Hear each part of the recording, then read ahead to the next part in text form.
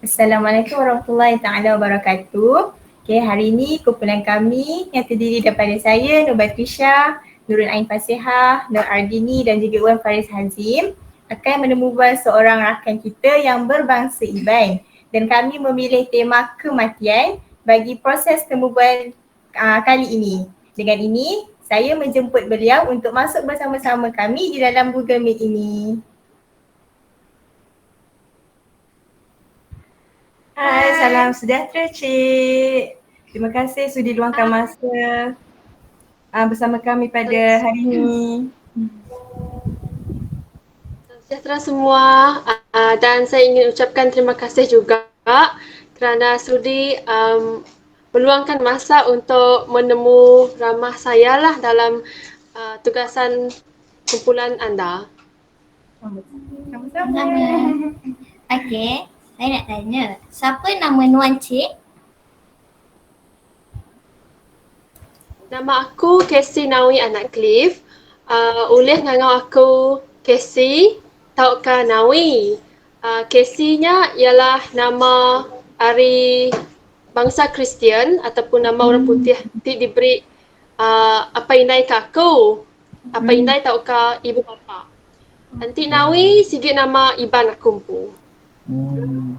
So kami Nama boleh panggil Nawi-nya- Nawi. Ya, boleh panggil Nawi. Okey. Jadi sebelum kami mulakan temubual bersama pihak Cik Nawi, izinkan kami perkenalkan diri kami terlebih dahulu lah. Jadi saya ialah Wan Faris Hazim dan ditemani oleh 3 orang sahabat saya, iaitu di sebelah kiri sekali adalah Nur Ardini, di tengah ialah Nurul Ain Fasihah dan yang di hujung sekali belah kanan adalah Nur Batrisha. Okey. Hai. Hai. Okay. Nama berita Nuan Cik Nawi. Berita aku mana, terima kasih. Dia tu ada nama-nama masalah penggerai lah. Semua yang mana aja, ya. Kita sebilik gerai. Kami sebilik gerai apa ini aku, gerai megak, ya. Kami pun sama juga, sihat. Dini Endor Nuan Diau. Aku dia menua Seri Aman. Menua Seri Aman nak. Pernah dengar kalau Nina menua Seri Aman? Pernah dengar Seri Aman? Pernah. Sampai je belum. Bolehlah. Ya bolehlah pergi ke sana satu hari nanti. Okey, baik. InsyaAllah. Jadi Cik Nawi, di sini kami ingin bertanyakan beberapa buah soalan berkenaan dengan sosio budaya masyarakat Iban, iaitu bertemakan kematian. Jadi kami harap pihak Cik Nawi sudilah menjawab soalan-soalan yang akan kami kemukakan.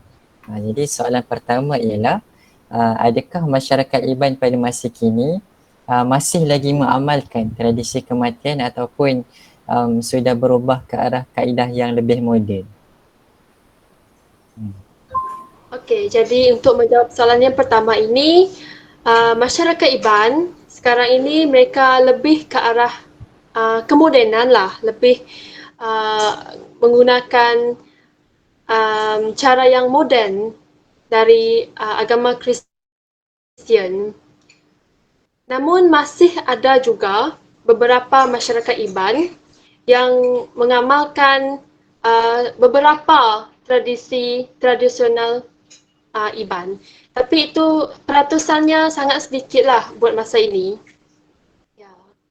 Hal ini kerana kalau tradisi Iban yang sebenar-benarnya mengambil masa yang lama, tempoh yang lama sehingga berbulan-bulan bagi melengkapkan satu adat kematian tersebut. Jadi untuk bagi memudahkan kelancaran serta proses kematian, arah moden yang lebih diutamakan. Okey, kita beralih ke soalan yang kedua. Apakah alat-alat yang digunakan sewaktu proses mengurus kematian bagi kaum Iban? Okey, terima kasih. Jadi, antara alat yang digunakan kalau mengikut tradisi terdahulu, masyarakat Iban menggunakan sejenis kain yang dinamakan puak kumbu. Pernah dengar kain puak kumbu kah? Tak pernah. Okey. Puak kumbu ni dia merupakan salah satu kain yang tradisional lah. Yang simbolik masyarakat Iban. Dia ada desain atau coraknya yang sendiri. Jadi, puak kumbu tersebut selepas mayat dibaringkan di ruang tamu, ahli keluarga akan melitupi badan mayat menggunakan puak kumbu tersebutlah. Namun sekarang seperti yang telah saya jelaskan pada soalan pertama tadi, kami lebih menggunakan arah moden. Kami biasanya menggunakan melitupi badan mereka menggunakan kain putih yang dijahit. Di tengah-tengah kain putih itu ada tanda cross, tanda salib. Ya, jadi tanda salib itu menandakan agama Kristian lah untuk ahli keluarga tersebut.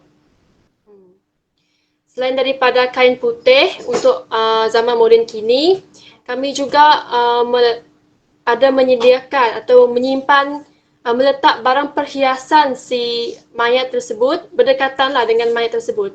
Biasanya meletakkan dalam satu bakul ataupun bekas kecil. Di situ ada barang perhiasan seperti cincin, gelang, rantai emas mereka lah, hak milik mereka lah dan sebagainya. Jadi tujuan barang perhiasan tersebut serta barang-barang mereka adalah dipercayai sebagai bekalan mereka kehidupan selepas mati. Ya, begitulah. Terima kasih atas penerangan. Okay, kita beralih kepada soalan yang ketiga. Boleh tak sekiranya Cik Nawi kongsikan bagaimana proses kematian di antara orang yang berjawatan dengan orang yang biasa dalam struktur sosial masyarakat Iban? Okey, baik. Jadi dari segi struktur sosial, untuk masyarakat Iban, kami mengamalkan adat kematian ini sama saja. Tiada beza, walaupun ada setengah masyarakat Iban ini dia memegang jawatan yang tinggi, misalnya YB yang berhormat, menteri. Namun cara pengumumiannya tetap sama. Jadi di sini saya ingin menjelaskanlah. Pertama sekali ialah proses memandikan mayat. Okay, seperti kaum lain pun mandikan mayat juga kan. Kemudian menggunakan sabunlah untuk mandikan mayat tersebut. Kemudian mayat tersebut dibaringkan di ruang tamu. Kemudian dilitupi tadilah dengan kain putih yang ada tanda salib. Seterusnya ahli keluarga akan berkabung. Kalau dalam bahasa Melayu terma berkabung. Kalau bahasa Iban kita panggil ngetas ulit. Ngetas ulit ataupun muai basah. Muai basah. Jadi ini sekadar dalam frasa bahasa Iban lah.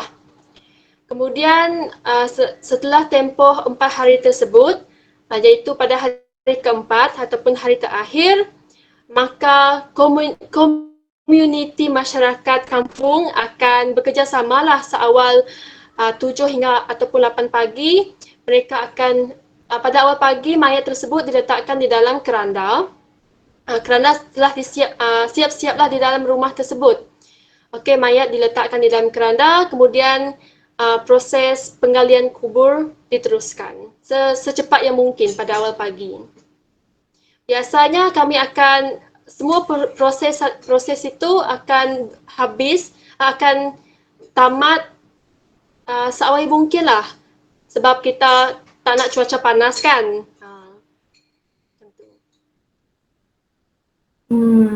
Faham. Okay, kita beralih kepada soalan yang seterusnya. Boleh tak Cik Nawi jelaskan kepada kami antara pantang larang yang diamalkan oleh masyarakat Iban semasa dan selepas proses kematian? Okey. Berkenaan dengan pantang larang, masyarakat Iban biasanya sepanjang proses pengebumian tersebut semasa dan selepas tidak dibenarkan untuk membuat kecoh ataupun bunyi bising, pesta dan sebagainya.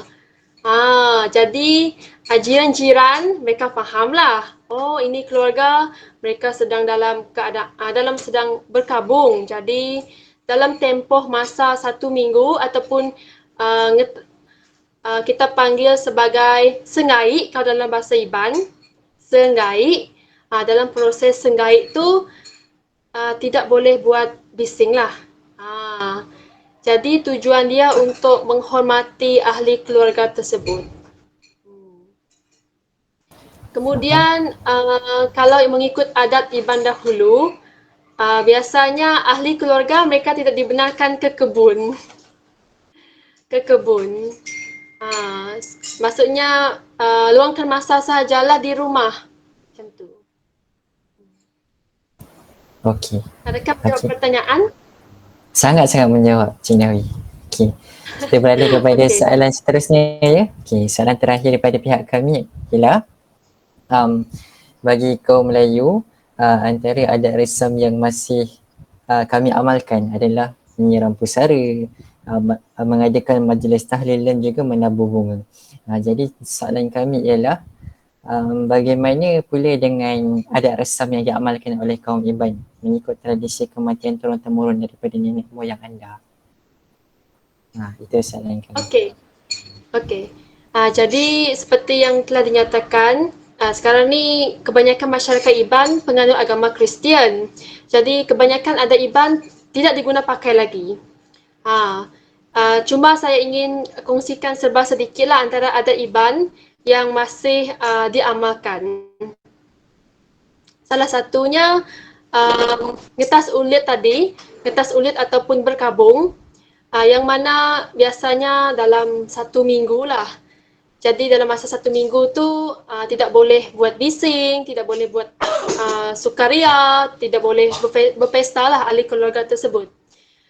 Dan jika ada jiran ataupun oranglah yang melanggar peraturan, biasanya mereka akan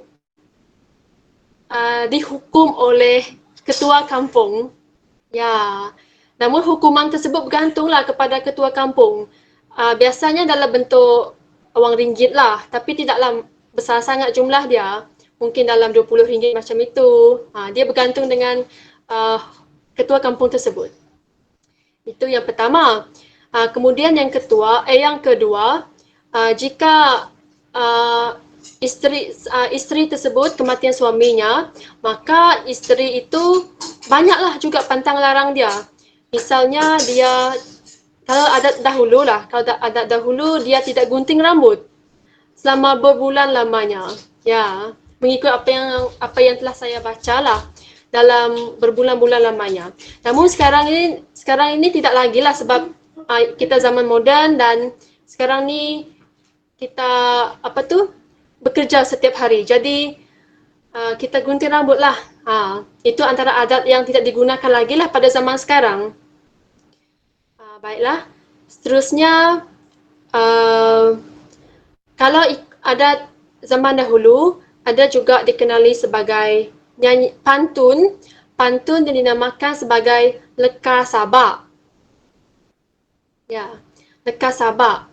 Jadi pantun ini dia bukan siapa-siapa boleh nyanyikan pantun tersebut.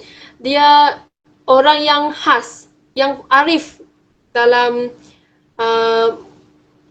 menyanyi pantun tersebut yang dikenali sebagai lemambang.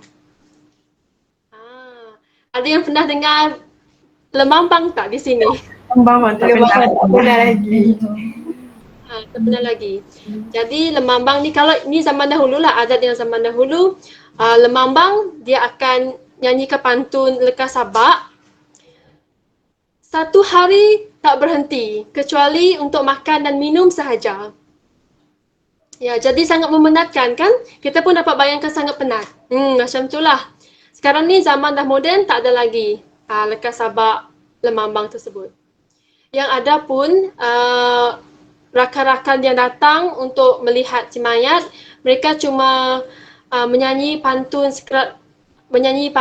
lekas sabak yang biasa saja. Dia tak ada tune ataupun rima yang unik seperti lekas sabak lemambang tadi. Dia biasa saja. Kita faham, kita mudah faham. Tapi kalau lekas sabak lemambang tadi, dia punya bahasa Iban sangat dalam. Susah untuk dipahami. Okey, rasanya itu sahaja soalan daripada kami semua. Saya wakil daripada berempat ini ingin mengucapkan beribuan terima kasih atas kelapangan masa yang diberikan oleh Cik Nawi. Ada masa kita jumpa lagi. Okey, Bye. terima kasih. Terima kasih Terima kasih, semua. Cik Nawi. Terima kasih Wan. Terima Jumpa kasih lagi. Isha, Ain dan Dini. Okey. Harap kita ketemu hari itu.